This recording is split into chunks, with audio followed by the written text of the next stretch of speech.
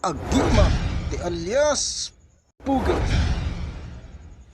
Mga kaibigan, mapagpalang araw sa ating lahat. Nagbabalik naman po inyong Agimat alias Pugi.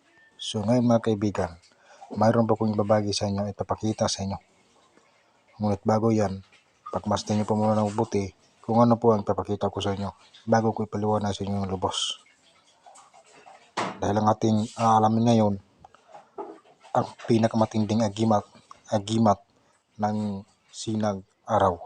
So yan po ating alam ngayon kung gaano po yan katotoo. Kung ano ang bisa. So what are you waiting for? Let's get started.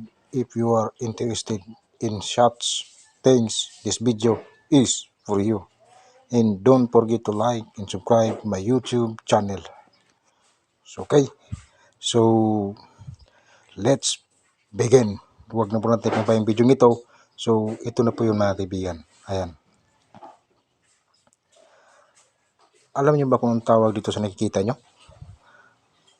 Ang tawag dito sa nakikita nyo ngayon, ito yung tinatawag na agimat. Ang agimat ng sinag araw. Ayan.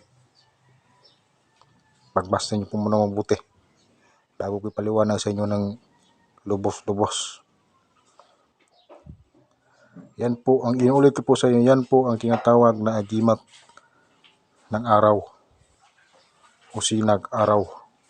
Ngayon, ang bisa nito sa nakikita nyo, isa din po ito sa pinakamatinding gamitin sa mga tao, mapatao man yan o mahayop.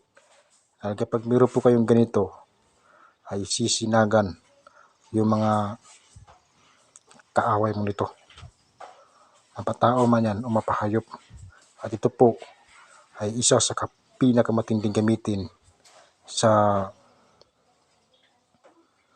mababangis sa mga kamandag na hayop. Mahayop man yan o mapatao.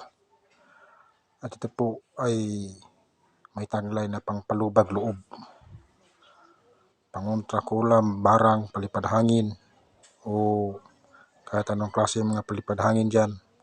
Ito po ay pangontra. Pag nakakita po kayo ng ganito mga kaibigan, ganitong klase, ayan, yan po ay damputin po ninyo dahil yan po ay agimat, umutya sa madaling salita. Ayan, yan po ang mutya ng araw na nagaan yung bato. Ito po ang personal kong gamit. Yan. At ito po ay pangkalahatan din na proteksyon. At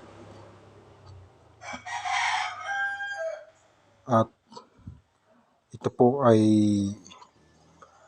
matindi din po ito gamitin sa panggagamot. Ibabad mo lang ito sa baso ng mga ilang minuto at ipainom mo o kaya ikaw mismo ang uminom. Ay mahinam ito sa gamitin sa panggagamot. Inuulit ko po sa inyo, ito po ay isa sa pinakamatinding gamitin sa panggagamot. So ibabad nyo lang ito sa baso ng mga ilang minuto at tapos inumin po ninyo. Yan po ay mainam sa mga sakit-sakit. Yan po ang pisa ng agimat ng araw o sinag araw. So hindi ko na pabayang video nito. Magkita-kita tayo sa sunod kong video. Thank you for watching. Take care to all and God bless ating natin. Thank you very much. Ako ang inyong agimat alias Pugi.